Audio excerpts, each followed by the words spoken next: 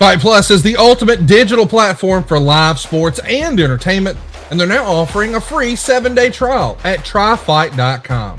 Fight Plus is packed with a premium live event schedule, over 1,000 hours of live action every year, and a library of more than 4,000 hours on demand, plus exclusive content you can't get anywhere else. Fight is a great partner of ours. They support us, so let's support them. Give that free 7-day trial a shot, and you'll be a member for life. That's tryfight.com. tryfite.com.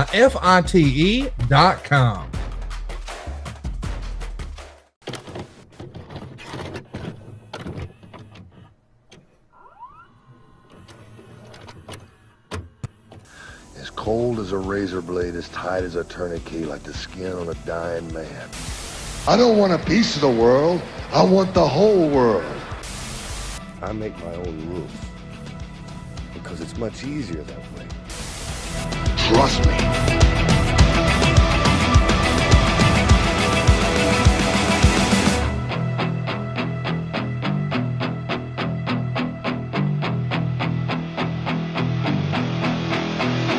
What's up, everybody? It's Marcus D'Angelo, and we are back in the Snake Pit. And of course, I'm joined by the man himself, the Hall of Famer, master of the DDT, pop culture icon. I could keep going, but I'm not gonna. It's Jake the Snake Roberts. Jake, how you doing, man?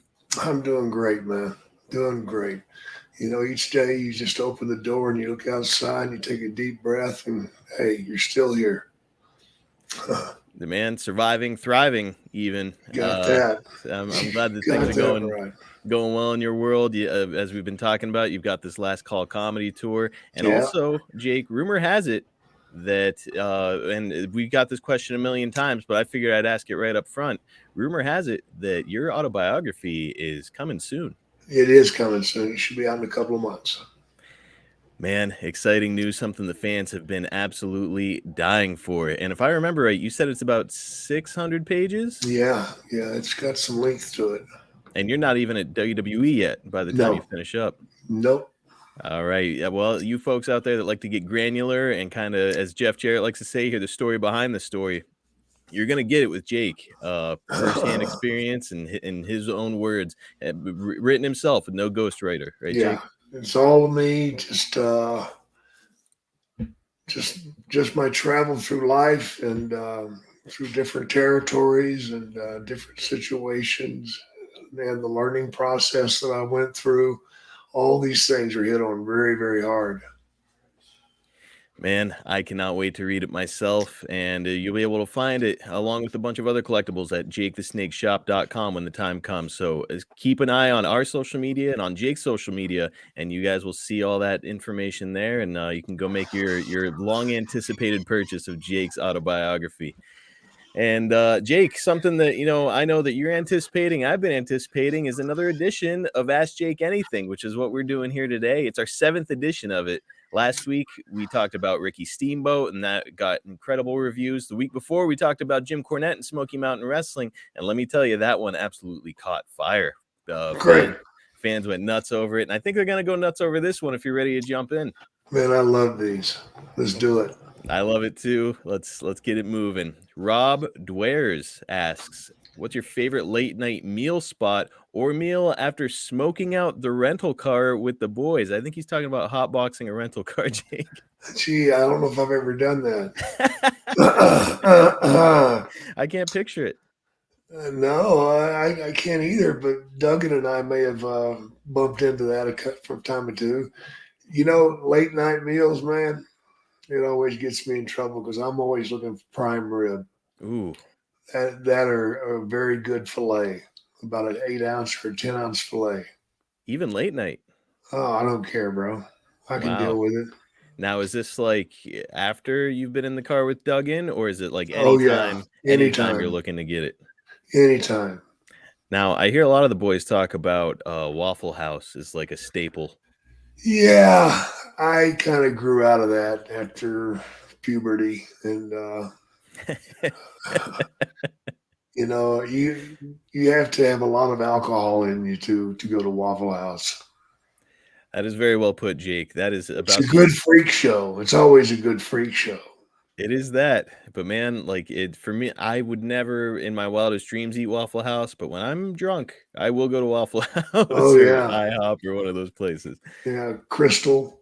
Oh God Almighty, can't do it. Just, like it grosses me out now, but drunk Marcus is all over it. Yep. Yep. Next up, we've got Lisa Horton, and Lisa asks, "No one does it like the legend himself, but is there anyone out there who does the DDT that you like?" Oh my God.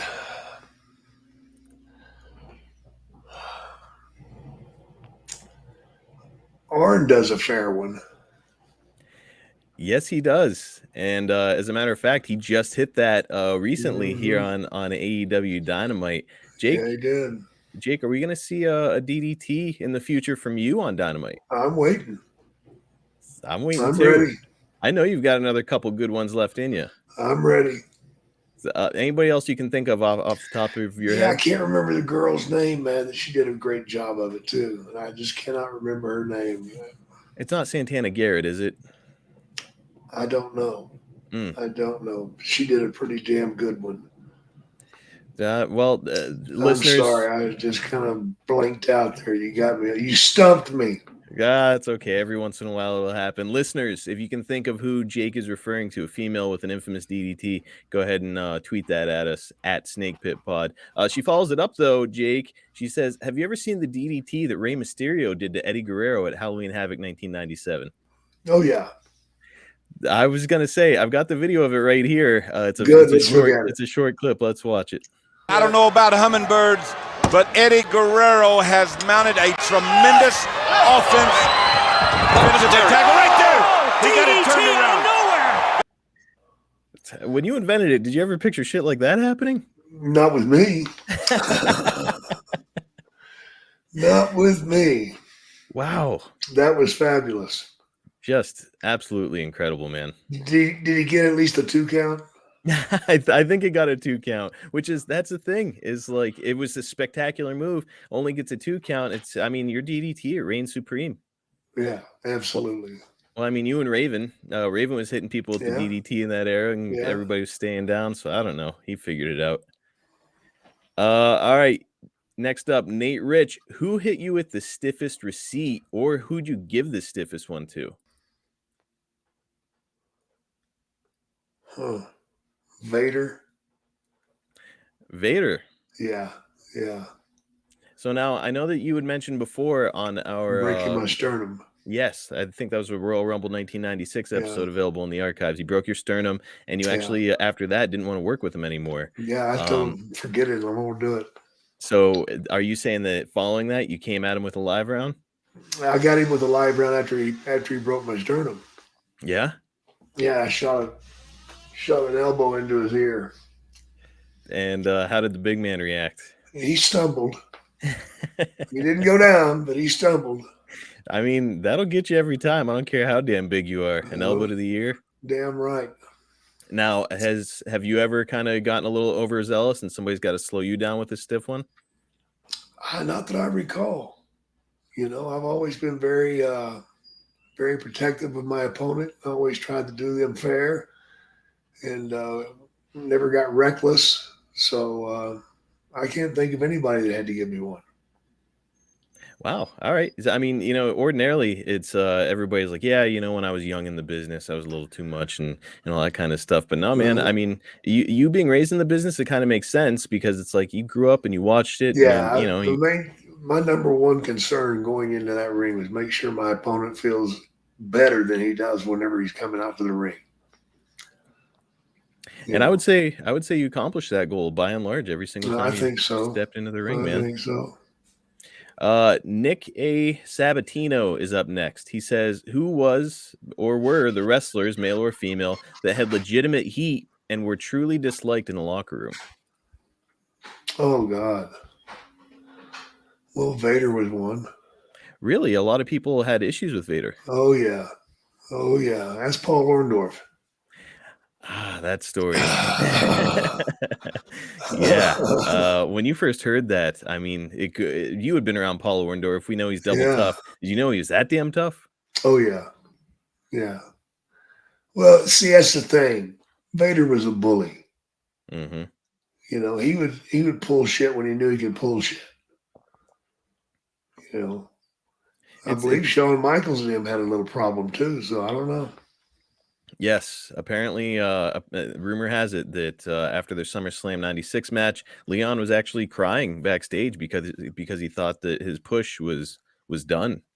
Because Shawn Michaels was out there cussing him out and said he's gonna end his main event push. I don't know. You were with the company at the time. Had you heard about that stuff? I heard a little bit. Can't quite remember how it all went. Well, it's none of it really surprises me, based on the things that I'd heard about Shawn at the time. At the time, did you wind up having any weird run-ins or conversations with Shawn, or did you guys pretty much avoid each other? Well, we avoided each other. Well, it's probably for the best in that era. Patrick Moore is up next. Do you have any good Iron Sheik stories, Jake? I know you have to. Oh God, yeah. Can you give us a good one? Oh yeah. Iron Sheik and I were, this is way back, man. This is 1976. We were on a long road trip in British Columbia. Who were you working for? Pacific Northwest Wrestling in Okay. British Columbia. Al Tomko and Gene Kaniski owned it. Gotcha. But we're on a long road trip, and just him and I in the car. And all of a sudden, man, he just goes, "Pull the car over. I cannot believe you said that. You don't say that to the Iron Sheik, baby. You don't do that. I'm going to pull over. I'm going to stretch your fucking ass, you cocksucker." And I'm like, "What the fuck are you talking about, man? I had no idea what he's talking about. Pull over. I pull over right now. I'm going to bend you over the fucking car and treat you some respect." I'm like, "Motherfucker, man." So I pull over, man. He gets out. I just drove off.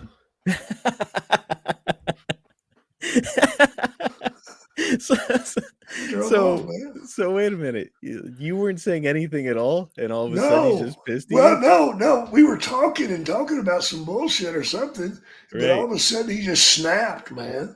And it was something lost in the language. Okay. You know, because he hadn't quite got English down very good at the time. But yeah, he wanted to pull over and kick my ass, man. So when I pulled over, he got out. I just drove off. That's just amazing. Yeah, now, I waited about 2 miles down the road and let him cool off. Yeah, let him walk up, and he got back to the car. And goes, "Oh, Jake, you're too much. I can't believe you leave the Sheiky baby on the road. Oh, I love you. Let's do some gimmick." Oh my God, man. What a wild character. Oh yeah.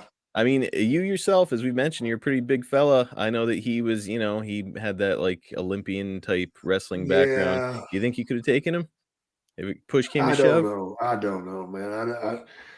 I've never claimed to be a shooter or anything like that, but I'm gonna get my shots in. I'll tell you that. You're not going down without a fight. I'm certain of that. Damn straight. Paul Millett is up next. Any memories you can share of working with Jeff Van Camp and or Sir Oliver Humperdinck? Oh God, yes, man. Jeff Van Camp, man. He was Lord Humongous. Mm-hmm. And we wrestled for about 4 months straight in Louisiana, Mid-South. And of course, Oliver Humperdinck was his manager. And he had that damn hockey mask on, and he'd headbutt me with it and juice me, Right. And one night he got his hand in the way, and I juiced his hand. And I guess story goes that he was freaking out when he seen his own blood. Really? He lost control. He was, "Oh my God, I don't want to die. I'm going to die. Look at my hand. I'm going to bleed to death." And they got him in the car and shit. And he finally made him take him to the hospital and sew it up, It's like 9 stitches, nothing serious. Oh, for God's sake. So he didn't mind your blood getting all over him, but seeing his own blood, seeing his own blood really fucked him up. That's wild, man. Now, you had said that you accidentally got him with the gig. Did you ever go too deep on yourself and have to go get stitches? Yes, I did in Japan. Oh, In Japan, I got this one right here. Okay. And I hit that main artery that comes down through here. Yeah. And it wouldn't quit bleeding. Every time my heart beat, blood would shoot about 15 feet. Oh my God. And they had to take me to the hospital to get it cauterized. Mm-hmm. It was quite the experience at the hospital. What happened there? Oh, I got this old Japanese doctor, man. He must have been there from the war. He's like, oh, American GI, bleed, body bleed. You bleed, GI. Maybe you die. Maybe you die. Yeah, I think maybe you die. And so then he looks at it and he says, oh, okay, I think I can fix. I hate GIs, you no good motherfucking cussing me, you know. Oh And my I'm like, look, dude, I wasn't the fucking one that bombed this fucking place, you know. And he's like, oh, GI Joe suck. You suck. And so then he's like, oh, I know, GI tough. Don't want no pain medicine. And he just fucking reached in there and grabbed that vein with his fucking gimmicks and pulled it out. Oh, You can see the hole in the vein, and he takes that hot metal and sticks it to it, man. Fuck. He's like, now you say motherfucker. You say motherfucker. You say motherfucker. I'm like, motherfucker, it fucking hurts. Motherfucker, it fucking hurts. I bet you would. So that would have been like probably your first run, 79 or 80. Yeah, my first trip to Japan, man. No wonder you didn't like going. He had definitely been there during the war. I guess so. Yeah, man. No wonder you didn't like going over there. You had some rough experiences. Man. It scared me to death, man. I thought that motherfucker's gonna let me breathe to death. Oh, good God. Yeah, it's man, I've heard all the horror stories about people blading and going too deep, and it's a mess, and like it's almost like a ticking time bomb where you've got to get out of the ring. When it happened, did you finish the match, or are you just getting out of there? Oh yeah, I finished the match. Yeah, it was a cage. It was a cage match. Oh, so you're stuck. Yeah. Nuts. All right. Well, that's some horror imagery. Here's a related question. Originally, I don't know. What's Jake's favorite horror movie, and did he ever take anything from any of them? Favorite horror movie is probably The Shining. Oh, fantastic. Yeah. Anything Jack Nicholson does, man, I'm into. You know, my favorite movie by him, of course, is One Flew Over the Cuckoo's Nest, one of my favorite movies of all time. But yeah, The Shining is pretty good. What's funny is when I read this question, incredible that you would mention this, because I was like, I wonder if it's The Shining, because when last week we watched you with Ricky Steamboat, and you gave that promo after you dropped him, and you were silly, and then you turned toward the camera, and all of a sudden you were very, very serious, and it made me think of Jack Nicholson. Oh yeah. So I stole my shit from Nicholson, man. I was gonna say that felt very Shining vibes when he's got like his son on his lap. Yeah. Yep. Man, wild. Hey guys, Eric Bischoff here, and just want to call a quick timeout. I want to tell your listeners about what I've been telling everybody over at 83 Weeks for quite a while now, about all the cool things that are happening over at adfreeshows.com. An all-new edition of The Insiders is here, as Conrad welcomes David Zadi, the man behind so many iconic video packages WWF fans grew up on, including one that left Vince in tears. You got it. And Conrad, I swear, I walked outside the studio, and Vince was sitting down on the concrete floor, crying hysterically, just saying thank you. Thank you. Wow. Thank you. I went up to the control cabinet, he says, good job, can't wait to see it. 15 minutes later in the stairwell, Vince is still sitting down in a different spot now, crying, saying thank you. Thank you. Jim Johnston created the soundtrack for generations of WWE fans, with some of the most iconic themes in history. Jim sits down with Conrad to take us behind some of those classic themes, including The Ultimate Warrior. And then I recorded that. And then just over that, you're just doing.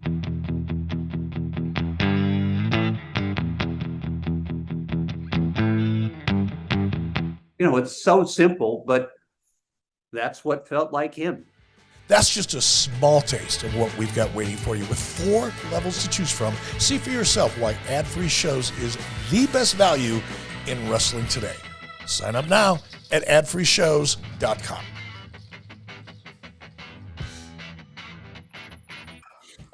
Uncle J89 asks, if you could show your grandkids only one match from your career, what would it be and why?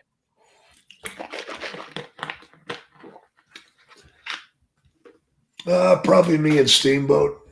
Pretty much any of them, I would Yeah, imagine. any of the Steamboat stuff. Or anything I did with Ronnie Garvin. Now that's a subject I'm really anxious to talk about. Yeah. We're gonna get to Ronnie Garvin at some point. Not too We long got ago. to. Not too long ago, you shared a picture on your social media of you and him in April. I think it was either 83 or 84, Mhm. where he had just beaten you and you're on the mat and you're kind of pulling yourself up and you're covered in blood. And Yeah. it's like, it's such a cool image. It's like, man, there is a lot of story to tell there. Yeah. Yeah. We hammered it out. We laid into each other, man.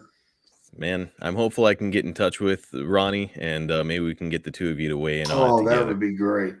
I'll see what I can do.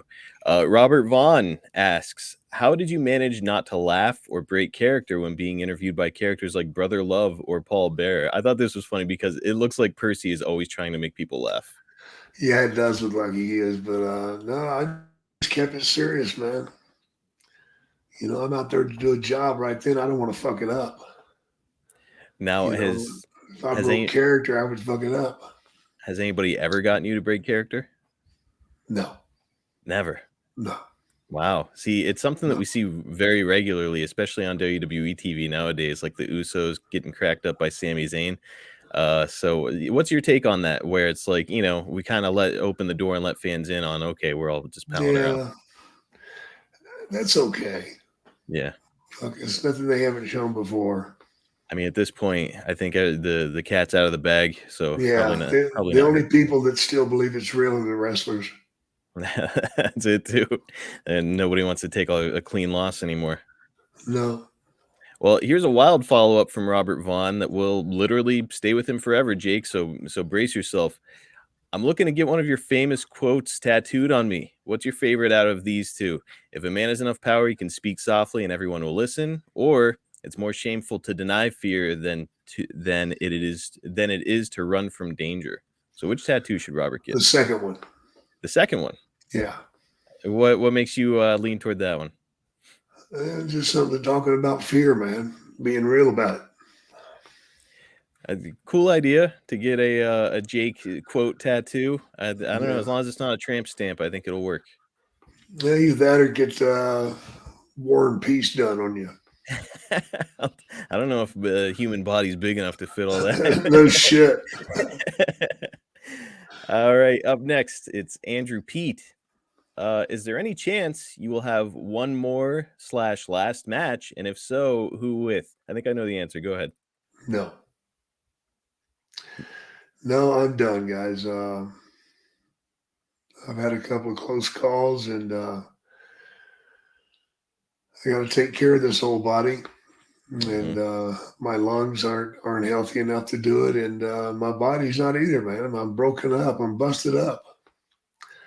You know, your body can only take too much, and I should have quit probably 10 years before I did. If I wanted to keep some of my healthier parts healthy. But no, my hips won't take it. I'm getting ready to have my third hip. Yeah. So no, absolutely not. Well, I don't blame you, and it's certainly the right move. Like, why risk it? You've already had an incredible career. You're a Hall of Famer, and man, do not risk it. But if I could, Mm-hmm. it'd be Bray Wyatt. Bray Wyatt and Jake Roberts. God, could you imagine? Yeah, you know, I challenged him to a stripper's pole match. You know, I hadn't heard about that one. Oh yeah, I challenged him openly. You got to like climb the pole and grab like the panties or something. Absolutely, man. Whoever walks out of the ring with the most money wins. As those are high stakes. You damn straight. Man, yeah, Bray Wyatt, that would be incredible. And look, I know that you said before too that you know you don't want to go out there and give fans a performance that isn't Jake Roberts anymore. No, I don't, right? man. I don't want to go out there and embarrass myself or let the fans down. Are you kidding me? Well, Jake, it does make me wonder, who did get your last match then? Do you recall the performer you worked with last? Sin Bodhi. Sin Bodhi. Yeah. your good buddy. He creates those Yeah. awesome designs on your Yeah. website. I mean, Yeah. you can't do much better than that for your last match. No, man, it was great. It was great. I wanted it to be him, and it was. Man, too cool. That's awesome to hear. You know, not everybody gets to end on, with somebody that they like or care about, and you Yeah. got to. That's sweet. Yeah, absolutely. John Clifford is up next. What is the weirdest item a fan asked you to sign? Besides body parts, Let's say item first, and then you can tell me body part. well, breast. Okay. Items would be uh, hmm. They gave you some weird ass merch back in the day. Yeah, they did, man. I'm one just I trying can- to think of one. They had like those squirt heads. Of Oh you. yeah, the squirt heads. I've signed a few of those. That's pretty ridiculous shit. Yeah. Some of Fucking these things. squirt head, man. Some of Give me these a things are break, wild. man. Vince was monetizing just literally anything. Left and right. Yep. Left Nuts. and right, man. Next up, Jason Anderson. Where do you rank yourself in the top 50 of all time? I would like to think I was in the top 20. Mm-hmm. You know, maybe I'm not. Maybe I am. I don't know. In ring, I don't think that I could break the top 20, but if you add your interview work with it, I think I've got a pretty good chance. I've heard the argument a lot of times, like, well, hey, was Flair, the greatest of all time? Was Hogan, John Cena, The Rock, Austin? Mhm. And I think that the real question that we need to ask ourselves here is, who drew the most money, right? Absolutely, and it's not only about the money either. It's who had the best opportunity to do it. Mm-hmm. There's a lot of us that never got that opportunity to do it. To be in the main event. Right.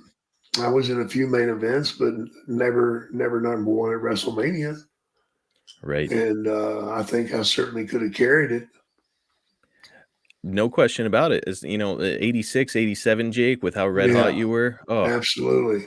there is zero Absolutely. doubt in my mind that you would have been a huge draw in the main event of WrestleMania. Yeah, I think so. All right. Next up, we've got Nowhere Man, Matt Stalik. He says, thoughts on Jesse Ventura?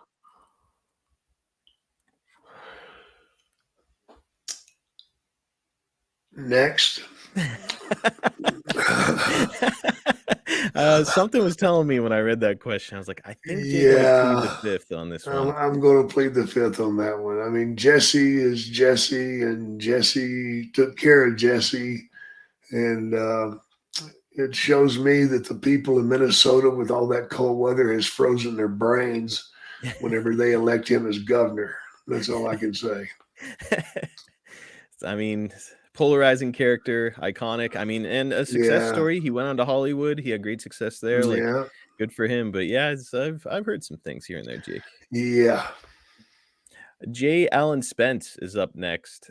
It would bring the house down if you gave some jabroni the DDT. Is AEW ever going to let you do it? We kind of already talked about that. Yeah, we've already talked about that. I'm looking forward to it. I think it's inevitable one day. It's got to happen. Josh Patton asks, knowing you are one of the best ever in the business, what would you tell wrestlers today to improve their promo work? I'm sure that this is kind of a case-by-case basis, right? But what kind of... Yeah, it is case by case. I just tell them to look at the damn camera, man, and keep it real. Mm-hmm. Keep it real, and don't say shit you can't do. That's a big one, too. Because once you lose your credibility with the fans, you've lost it all anyway. Exactly. And like, if you look back through the history of pro wrestling, kind of the most successful people, or the people considered the most successful in promos, when they're talking, it seems legitimate. It doesn't seem like they're this over the top boisterous. No. It sounds like a dude talking. Yeah, absolutely. Jake, what was your worst injury during a match? During a match, Mm-hmm. tearing my left pectoral in half. Oh God, when did that happen? That happened with Andre, and I tore it in half and I went down. I thought I broke my shoulder. Oh, And I tried to clothesline Andre and it just didn't work. he wasn't going with it. No. And I went down and then he reached down and grabbed my wrist and jerked me to my feet. Mm, And when he did, I passed out, from the pain. yeah. When I woke up, he was singing to me. He had me in a bear hug. Hush, little baby, go to sleep. Hush, little baby. That was probably more scary than actually the getting the injury is waking up. Yeah, it was scary when I woke up, man, and he's doing that. And I'm like, what the fuck am I going to do, Andre? No, it's okay. I take care of you. Just Yeah. incredible. He took care of me all right because that was an afternoon show in Philadelphia, and we went to lovely Scrotum, Pennsylvania that night and wrestled again. Beautiful Scrotum, Pennsylvania. Yeah. And so wait a minute, you are continuing to work with a torn pec. Yeah. How in the world are you getting through these matches? I just did, man. I just did, I'm not going to say I'm tough, but I can take some pain. I have in the past, and I'm sure I will again. But pain is just a mark in your mind, and if you can scrub that mark off and just keep going, you're all right. And the fans, of course, make that possible. When they're cheering you and screaming and everything, you get all that energy from them and you're able to carry on. No doubt. The adrenaline does some crazy things to people. Yes, absolutely, sure does. Now, was it surgery sometime after that? No, I never had surgery. I was stupid. Wow. So that I thing just kept going. kind of knit itself. I know that like when Cody tore a muscle here in WWE last year, blood pooled up in his chest. Did that happen for you? Oh yeah, my chest turned black almost immediately. Oh yeah, man, it's nasty. And now I've got a huge hole right here. Do you really? Yeah, you can put 3 fingers in it. Wow. Right there. There's the hole right there. You ever experience pain still? Occasionally, if I'm working out, I'll get a little twinge. Nuts. So it healed. It just didn't quite heal properly. No, of course not. Next up, we've got Steve Johnson. You were originally advertised to face Mankind at In Your House International Incident, but you were replaced by Henry Godwinn the day of the show. What happened? Did you get hurt? I don't remember. When was that? That would have been 96, and I want to say like mid-year. I suspect that this had something to do with the Vader injury. Could have been. Yeah. Could have been. Could have well been. We'll move on. Rodney Mibbs? I don't know. Did you know Bruiser Brody? You ever spend any time around Brody? Yeah, I sure did, man. I refereed a lot of his matches. This is a tag team of all time. All right. Bruiser Brody and Stan Hansen. Oh my God.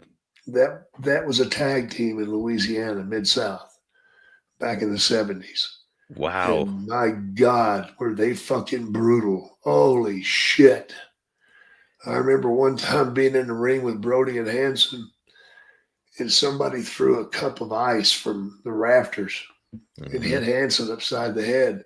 Hansen had a guy down in the arm bar. He told the guy, "Don't you fucking move." And he got out of the ring, walked up the stairs, grabbed the guy that had thrown the ice and fucking hit him about 4 fucking times, picked him up and body slammed him on chairs, right? Came back to the ring. The guy that was still in the ring waiting on him still had his arm stuck in the air. Selling the armbar to nobody. Yes, right. The Invisible Man had it. And he came in and grabbed the arm again, Are you reffing that match? Yes. I was scared to death because I'm like, fuck, I ain't counting him out. He'll fucking kill me. So I'd count 1, 2, and then I'd act like somebody interfered or something. And I'd come back and go 1, 2. I wasn't counting that big motherfucker out. Just incredible. Incredible. Now, Brody, I've heard that he could be a little rough around the edges as well. Oh yeah, he was a steamroller, man. Did you ever get to work with him or only ref his matches? No, just reference. That's far enough. Yeah. I did wrestle Stan several times. Yeah. And Yeah. oh god, him and those Quite the experience. him and those lariats. Oh my God. The scariest thing in the world is when he throws you off for that lariat. And when you're coming back across the ring and you're looking at him and he's got his eyes and he's doing like this and he's looking for you. He can't see you. And then at the last second, he just fucking reaches up and hammers the shit out of you. Yeah, that sounds anxiety inducing. Coming back at him with that look on his face. My Hell God. yeah. Just tough as nails, dude. All right, a few more, Jake, and we'll let you get out of here. All right. Richard J. Conroy asked one that kind of surprised me. How long were you the booker in GCW? You were the booker there? Georgia Championship Wrestling? Yes. Yep. I was a booker for about 10 months. Wow. Okay. Yeah. Now, would this have been during the whole Legion of Doom run? Yeah. Summer '83, I think, right? Yeah. I booked all that shit. That is incredible. Yeah. Man, it's again, summer '83, the 40-year anniversary is coming up here very soon. So I think we're going to be talking about it sometime soon. Yeah, we should. That'd be a great one. Absolutely. Robbie asks, we know how you invented the DDT, but where did you come up with the short arm clothesline? Have no idea. It just came to me one night. Really? Yeah, absolutely. Just came to me. I don't think that there's enough credit being given that not only did you invent the DDT short arm clothesline as well. Yeah. Any other maneuvers that you came up with?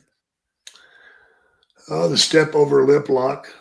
The step over lip lock. Yeah. All right. I don't know. Is that something that you would do in the hotel rooms No. after the show? Yeah, there you go. There you go. There you go. All right. You can tell me about that one off air. The one tackle drop down and fuck it. Get it again. Yeah. Yeah. All right. Let's do two more. Aside from the DDT, this is Chris. Aside from the DDT, what is the best finish in the history of wrestling?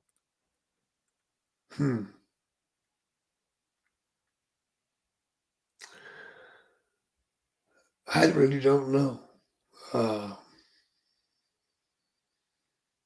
Diamond cutter? No. We can't put over Dallas like that. Fuck that. Stunner? No.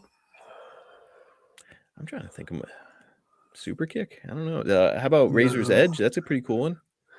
No. Probably have to be one of those high flying moves. Oh, like a 450 splash or the frog splash or something. Yeah. I'll tell you what, Rob Van Dam does some pretty spectacular stuff. That shit where he's on one side of the ring and flies to the other and kicks a guy. Yeah. Just pretty wild. amazing. All right, last one. Benjamin asks, we know that you live with Brett in Canada, but did you ever get in a ring with him? Nope. Never wrestled Brett. Never worked with him? No. Never wrestled him. Wow. Do you have to wish you had, right? Yeah, I'd love to. Love to have done it. What a technician, great performer. You know, it's I could have worked with him on TV, you know. How do you mean? Well, he'd be on a squash guy, you know. Oh, so maybe like early days? Or are you saying like when you returned in '96, you could have been squashing Brett? That'd been fine too. I think that would have worked just fine. Yeah, it worked well for me. All right, Jake, we've been having a lot of fun looking back across the decades of your Hall of Fame career here, and we're just getting started on the Snake Pit. But next week, we're looking back at some of your more recent wrestling history. We're taking a look back just 3 years at AEW Double or Nothing 2020 and our dude Lance Archer's tournament final match against Cody Rhodes for the inaugural AEW TNT Championship. I cannot wait to talk about this one. Such a cool piece of wrestling history. The incredible buildup between yourself and Arn Anderson and Cody. Man, I'm excited to talk about that one with you. Yeah, let's do it. Awesome, man. And guys, if you're listening to this, there's a real strong probability that we're targeting the exact demo that you're looking to attract. And you will see results from our loyal listeners. Get over to advertisewithsnake.com, partner up with Jake the Snake Roberts, and let's take your business to the next level. You guys keep hearing the same advertisers run with us over and over again, and there's good reason. It's because it works. Check us out at advertisewithsnake.com. Partner up with the legendary Jake Roberts.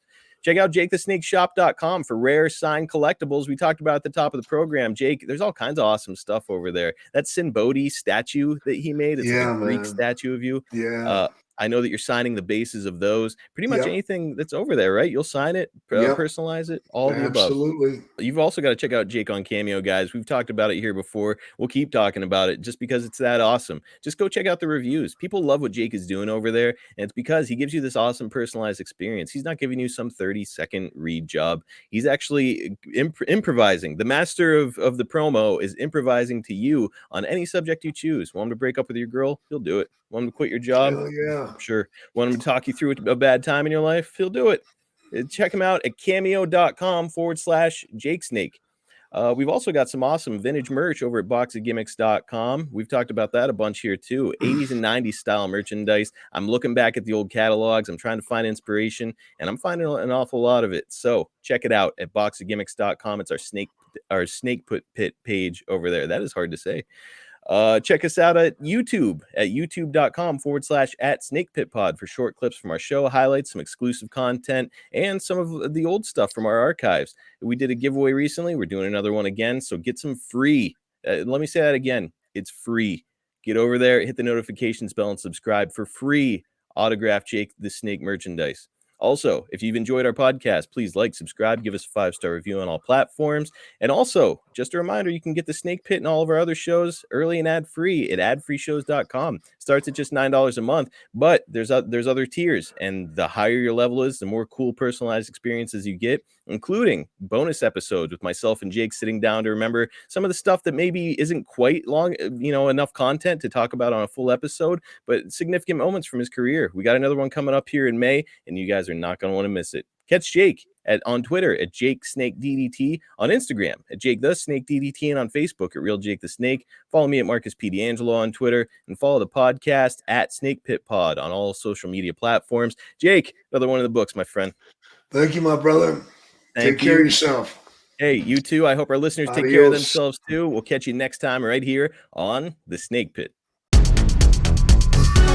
Hey, this is Cash Wheeler with FTR, aka one half of the greatest tag team of all time, saying go right now, savewithconrad.com, and I promise you won't regret it.